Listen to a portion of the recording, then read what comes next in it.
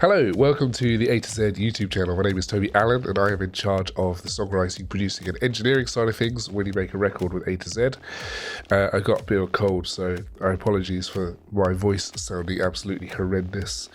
Today we're going to be looking at EuroBass 3, which is a brand new library from Submission Audio. Anyone who's been watching the channel for a little while, you'll probably have noticed that we've used Submission Audio bass libraries quite a bit in our videos. All of my album Rock that came out last year, all of the bass on that was Grove bass. We've been using punkbass and djinnbass bass as well in a lot of our videos. I've been using Submission Audio bass libraries for I think about 4 years now. When I first got EuroBass 2, basically I didn't touch my bass ever again after I got that. I'm just too lazy and not much of a good bassist. It's just so much easier for me to just program bass. Anyway, it's been nice to see that there is an update to it, and we'll talk about some of the features in that. Before we start, I just want to mention that this can be considered a sponsored video, as I was given this bass library from Submission Audio to show to you guys on the channel. I've also got a nice little affiliate link in the description, so if you like this and you want to buy it, then please use that link. It doesn't cost you any more, and it gives me a little bit of a kickback as well. All that being said, as I've said, I've been using Submission Audio libraries for the last 4 years. I've got all of their products and a big fan, and the other ones, they weren't given to me. Let's just put it that way. So that's why I really believe in the bass libraries that they do. I've used a few libraries from other companies, just didn't like them. So that's why you've not seen them on the channel. Yeah, so everything I say in this video is entirely my own opinion, and I'm not being told what to say or anything like that. So you know what we're all about on the channel. We're all about positivity but honesty. Okay, so with that all out of the way, let's have a look. So I've loaded up EuroBass 2 and EuroBass 3 so you can have a comparison between the two. You can see first off that the new interface is really nice. It looks a bit modernized, and it looks more consistent with the newer bass libraries like Grove and djinnbass, where you can see the fretboard, and you can click on there and hear it, which is really cool. Let's just go through the buttons on here as well. So over here we've got the settings, and you can choose the tuning. So I've gone with a drop A tuning, which is kind of a default playing.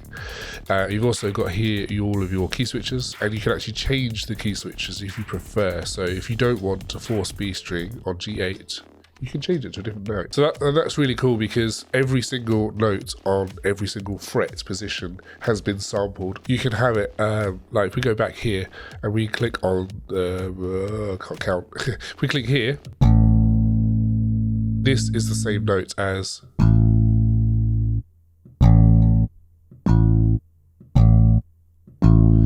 you can hear they definitely sound different to each other. Like the actual timbre of the notes is different. And same here. Those are the same notes, but played in different places, they sound different. So when you play the guitars, you can actually match the positions that the riffs are played on the guitar to on the bass, and I think that is really cool. And that's something, again, that's been in djinnbass and Grove bass as well, which is nice to see that now added into EuroBass. So this is sampled from the exact same instrument that was used for EuroBass 2, but they read it again from scratch, put it into the new engine, and there's also a slight bit of difference in the sound as well, not just in the features, but we'll come back to that in a moment. You've also got the option for DI, clean and distorted. So I'm just going to put a little bit of a little bass loop here. You can all flick between those.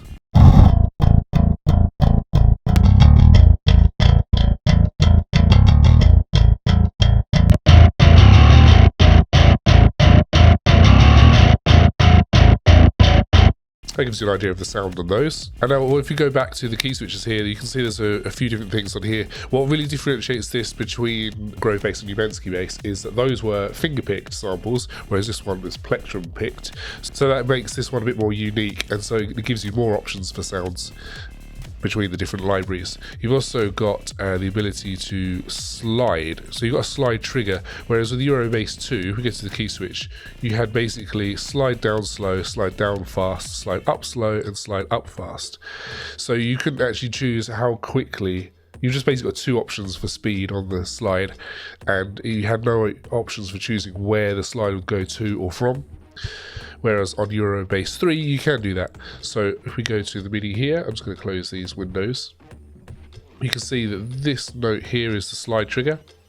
This note here is where the slide is going from, and this note is showing where the slide is going to, and it sounds like this.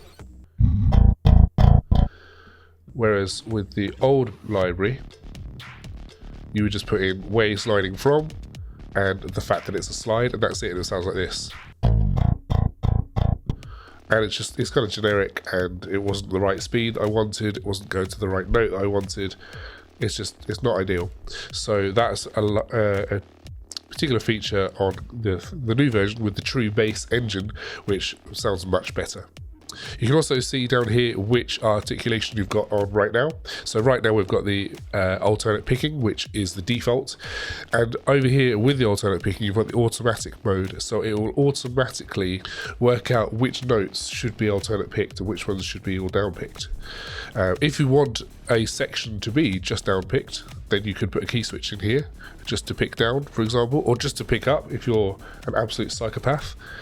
And you've also got options here for hammer off, pull off, slapping and popping, and all those kind of really cool things. You've also got something which is supposed to be not allowed on bass playing, which is palm muting. Should we hear how it sounds? So that's G-1, so let's put that here. We'll have it palm muted, shall we?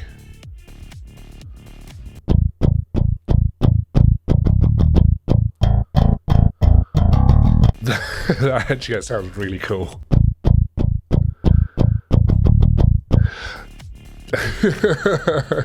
I don't know how to feel about that.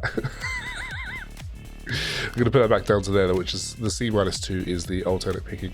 Now the other thing as well, which you've got on here, which we didn't have on the previous version, it actually goes slightly lower. So I'm just trying to find it. We've got a section here. Before, on EuroBass 2, it would tap out at E1, E0. Now it'll go down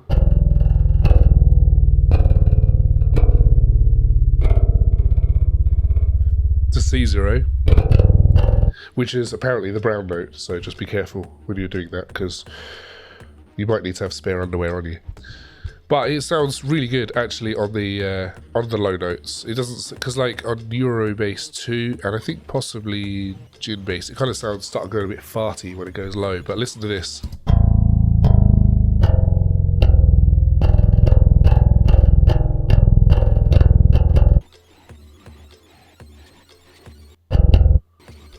It kind of almost sounds a little comical because it's so low, which that's an octave below a standard E bass, so that's very, very low, but it doesn't sound unusable, which I feel like some, well, real basses, so you go that low, it's just kind of stupid, but some of the bass libraries, they just kind of sound rubbish when you get that low, and that sounds great. That's definitely usable. If we put that in the context of the riffage,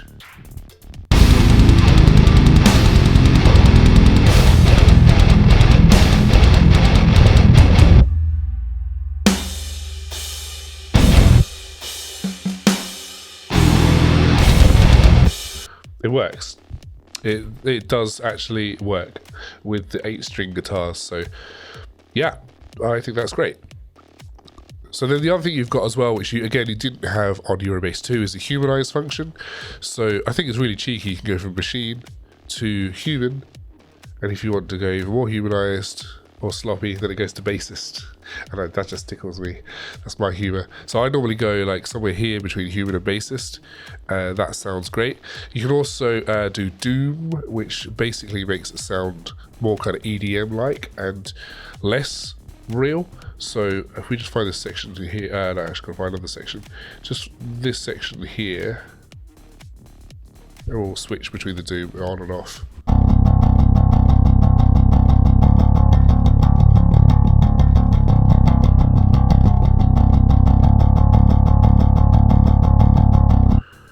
That still sounds more real than some other bass libraries I've used.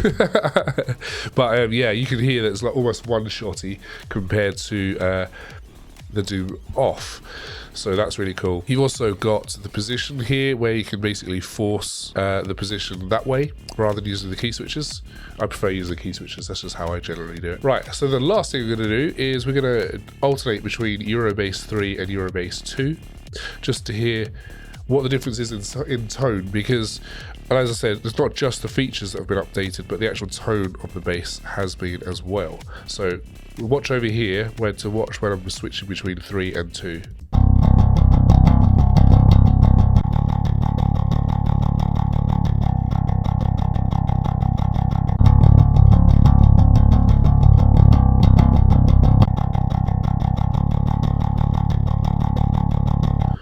I'm just going to try gain matching that a little bit because EuroBass 3 is definitely a lot hotter.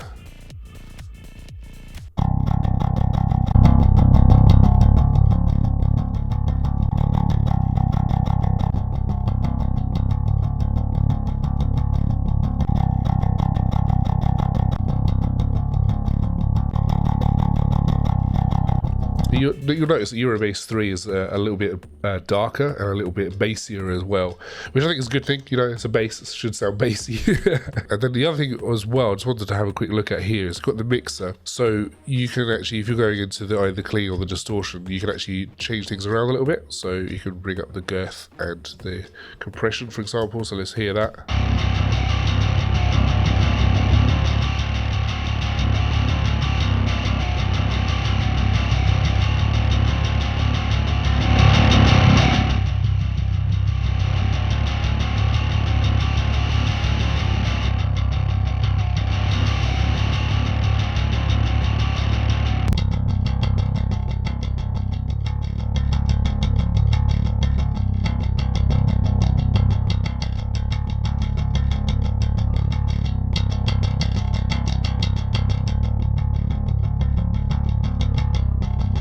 I noticed when bringing the tone up, it makes it sound a little bit more like EuroBass 2. And on the DI, you can actually got an option for a pre-EQ as well.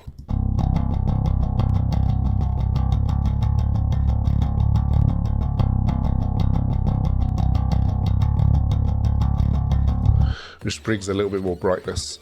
It's actually more noticeable if you put a bass amp sim on afterwards. So we've got here a bass knob STD from Bogle Digital, and we'll just switch between the pre-EQ on and off.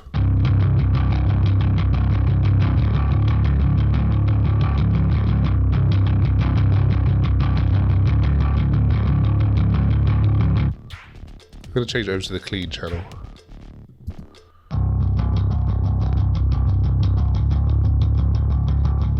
It's quite subtle, but it's there. So that is EuroBass 3. Again, another great library to add to the tone palette. So there's more options for midi bass. And I think it's a huge improvement, I think, over EuroBass 2 in terms of the sound of the actual sound of the samples is better, the engine that sounds more realistic, and you've got more features there with in terms of your articulations and stuff. And I believe there is a discount for those who already have EuroBass 2 to get EuroBass 3 at a reduced rate, which is awesome. If you like what you've seen today, then please support our channel. That'd be lovely. You can do so for free by liking and subscribing. And also, if you're interested in any of the products from Submission Audio or from Bogle Digital or from Robot Dog Drums, then please use the affiliate links, and it won't cost you any more, but it'll give us a nice little kickback which we can invest back into the channel to help improve things for you guys. So thank you very much for watching. See you next time.